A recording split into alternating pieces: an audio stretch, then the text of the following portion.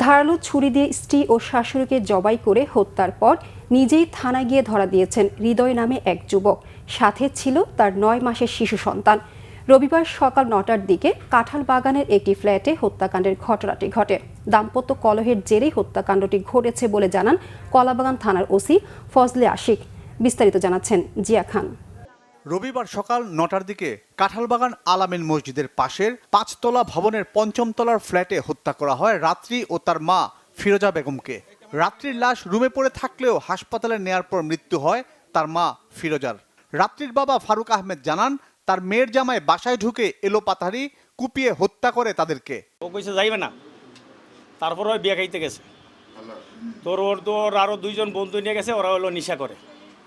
তা ওগুলা নিয়ে মেয়ে আর কি ওরা কিছু বলছিল, বলার পরে মনে করেন কইছে তুমি হ্যাঁ করে আনলাগা বাড়িতে।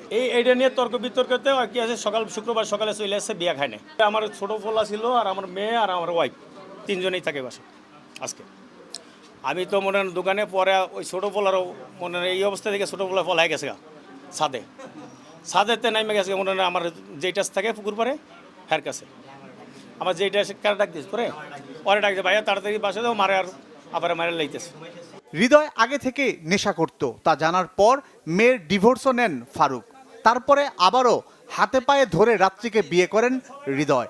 এরপর থেকে নানাভাবে টাকার জন্য চাপ দিচ্ছিল হৃদয়, অভিযোগ রাত্রির বাবার। ঢাকার থাকতে মনে হয় অনেক ইয়ে করছে, পরে আমি থানায় জিটি করছি, আলতা বাইরে দিয়ে করেছি থানায়। করানোর পরে আপনার আমি সারাই নিয়ে আসছি, মেয়েরে সারাই লাইছি টোটালে। এরপর আবার ও আমার বড় ভাই ভাবি একবারে দৈরিয়া মনে করেন যেমন মায়ের বুঝা টুজা কামিন করছে। অনেক আগের থেকে বলে আমাকে গাড়ি কিনে দেওয়ার জন্য। আমি তো কইছি আমি কিনে দিব, আমার কিছু ঋণ টিন আছি, ঋণগুলো হতমত করে এরপর আমি তোমার দেশ। স্ত্রী ও শাশুড়িকে হত্যার পর ৯ মাসের শিশু সন্তান নিয়ে থানায় গিয়ে হাজির হয় ঘাতক হৃদয়। পারিবারিক মানে বিষয় নিয়ে সে অতিষ্ঠ আর কি।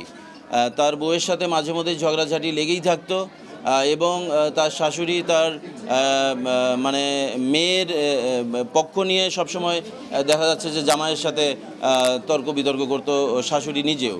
তো এইটা অহরহ নাকি বেশ কিছুদিন যাবৎ চলছেই তাদের মধ্যে সংসারে। এই কারণে স্বামী অতিষ্ঠ হয়ে গেছে আর কি, বিষয়টা এরকম। হত্যার পেছনে আর কেউ জড়িত কিনা তা খতিয়ে দেখছে পুলিশ। জিয়া খান, বাংলা ভিশন, ঢাকা।